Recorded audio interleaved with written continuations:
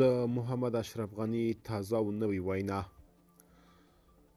زه هغه څه چې زموږ له مهاجرینو سره د اجباري ستونزو برخه کې روان دي په ډېرې اندېښنې له نږدې تعقیبوم. دغه واقعاتو وښوده چې ګاونډیان د افغانستان له ټولو وګړو سره د یوه تعریف او ځایوي له مخې چلند کوي چې هغه افغانیت دی. دې خبرې به یو ځل بیا هغو کسانو ته هم چې ځانونه یې له ملي مشارکت نه ایستلي ثابته کړې وي چې نور دوی هم تر همدغه تعریف لاندې راولي. له بلې خوا د طالبانو حرکت هم باید پوه سي چې اعمال یې پر ټولو افغانانو د نړۍ هره برخه کې چې وي تاثیر کوي او مسؤلیت یې په دوی راځي. افغانستان د ټولو افغانانو د ګډ کور په توګه د خپلو مهاجرینو له باعزته ستونزو پرته بله لار نه لري.